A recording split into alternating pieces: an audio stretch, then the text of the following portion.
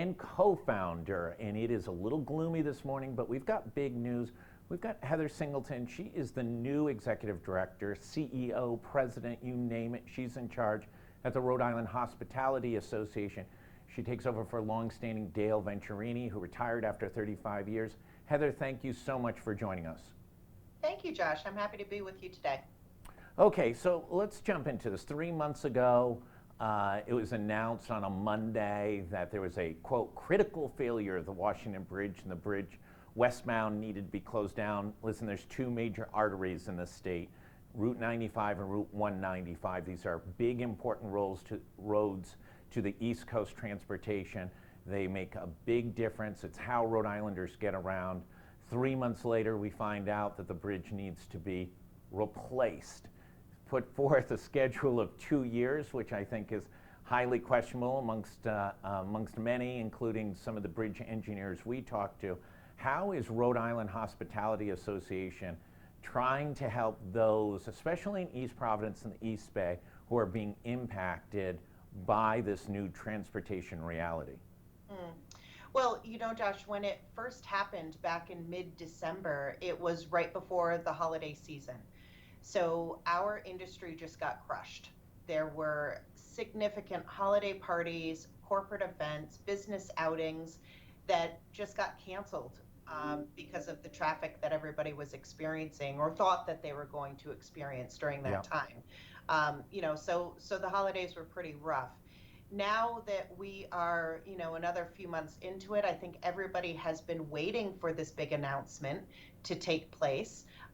It's very hard to be an entrepreneur and run your business with uncertainties and not knowing how long this was going to take and what the results were going to be. It's a very scary position to be in. So we're hoping that now we have a few answers and we know what the next steps need to be. Although it will take a couple of years to get through this, at least now we can start planning and come up with some creative solutions to help these businesses.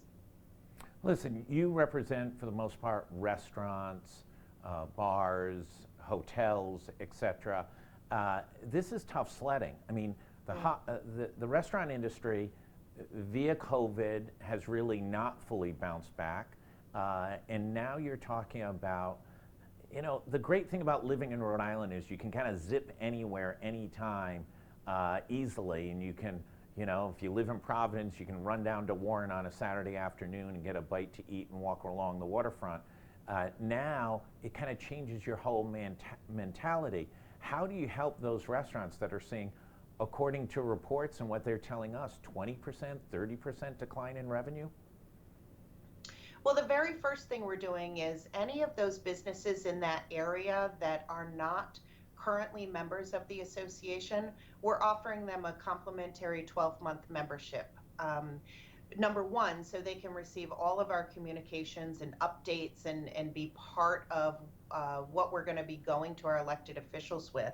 It also allows them immediate access to all of our other cost savings benefits that might save them some money immediately on their bottom line.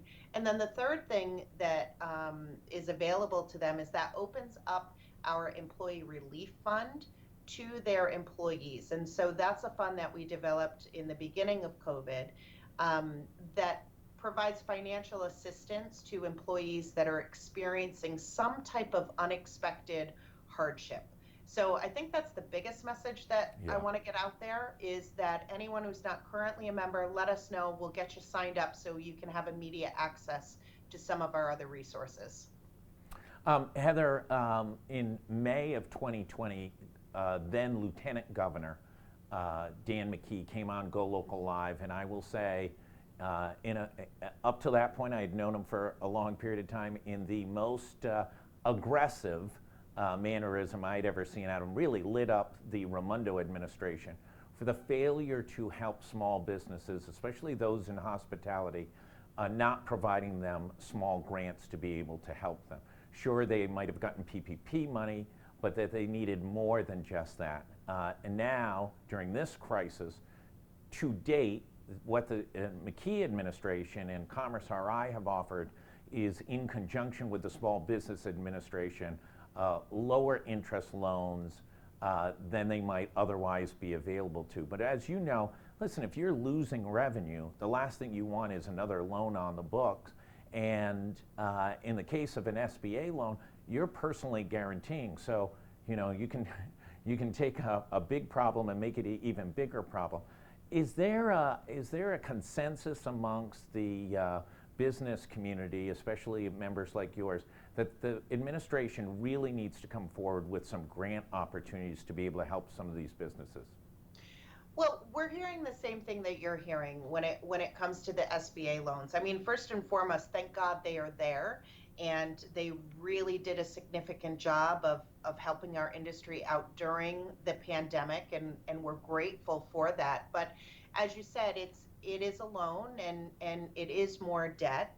A lot of the folks in the hospitality industry already have those loans, and so this would be just kind of taking out in addition to that. As far as solutions, we are talking with all of our current members and even non-members. We're getting everyone together. All ideas are on the table. No idea is a bad idea. And we really want to just come up with solutions and provide the elected officials with some ideas on how we can receive some sort of relief or assistance from or for this particular community. Heather, the other worry is right after the McKee administration had the press conference and put out the timeline of the expected period in which the bridge would be demoed and repaired, my phone blew up from those experts in the engineering field, especially a number who work specifically on bridge engineering, and said that this timeline, telling us that this timeline is unrealistic. This expectation that this could all be turned around in a little over 2 years seems to be ambitious at best. How does that sort of, you know, okay, we at least know it's 2 years, but realistically it could be 3 years or more.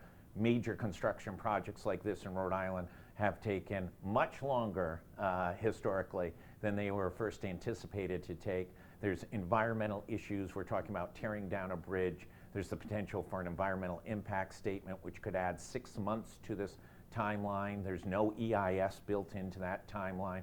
An EIS would add 6 months to it.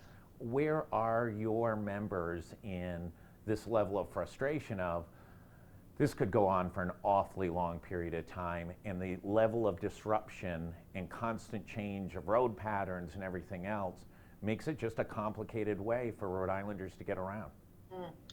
Yeah, I'm very, very concerned for our industry. We're still recovering from the pandemic, of course, and so now this is just one more thing that our businesses are having to kind of work around and come up with some solutions.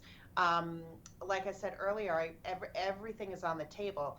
I'm not an engineer. I'm not an expert on what it takes to rebuild something like this. But I can tell you that our industry is filled with very, very smart entrepreneurs. They are the ones that know their business inside and out better than anybody else.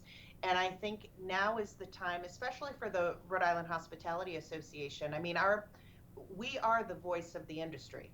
So we will continue to listen to the business owners. We will continue to be out there advocating on their behalf. And I just encourage everyone to reach out to us. If they're not currently a member, please let us know. Let's get you involved. Let's get you engaged so that we've got a bigger voice to share. Yeah, and I'll pick up on that. I mean, Heather, your organization was critical to saving businesses during COVID, the amount of mobilization, and I'll say you guys brought the hammer when necessary to decision makers to make sure that they were paying attention of how critical, tourism is either the largest industry in Rhode Island or the second largest if you want to count it by number of employees or economic impact. It is a critical part, and part of that tourism hospitality sector is all of your members. It's such a critical part to our economy and to employment. The job you guys did from our standpoint in the news business was you were consistent, you were loud, you were clear, and you put a lot of pressure on people. Is that really, you've got to sort of get it going again and getting that locomotive going again? Yeah, I think it's probably going to be the same process. You know, a crisis is crisis. And how we handle that, we've got to be verbal, we've got to be strong, we've got to come together as an industry, as one voice. That's how we're going to be stronger. But it's also going to be a lot of education, a lot of partnerships, a lot of developing relationships. You know, we can't just go in with a bunch of demands. That's not going to help either. So I think again, it's just like you said, we were great at communication during the pandemic, and that's something we plan on doing again with this bridge crisis. Heather, you get the last word. If I'm a entrepreneur in the East Bay, I live in your world, I'm a member of hospitality, of the restaurant industry, what should I be doing next to make sure that my voice gets heard? If you are a business owner, please reach out to us. If you have not already, we've already heard from many folks, but please continue to do that. And the other thing I'll say is, remember, these entrepreneurs, these business owners, these are your neighbors and your friends and your family. These are the folks that are giving gift certificates to your local school fundraisers, and they're sponsoring your Little League team. And we need to take care of them. So I was just saying the other day to somebody that, you know, if you're ordering out for lunch, for example, why not order an additional meal and take it home for dinner? Or vice versa. If you're ordering takeout for dinner, order additional meal and bring it home for lunch. Anything that you can do to just remember and keep supporting these small businesses, even purchase a gift certificate now and use it later. Just please think about these business owners that are really the fabric of our communities, and please be patient as we work through this together. Heather Singleton, head of the Rhode Island Hospitality Association, thank you very much for joining us. If you haven't seen it, there's a lot of updates on GoLocal this morning, everything from PC basketball playing Boston College tomorrow night here in Providence to an update on complex issues over with taking care of children in state care. Take a look at that as well. We've got it all covered. Updates throughout the day. Enjoy this great weather. And Heather, thanks again for joining us.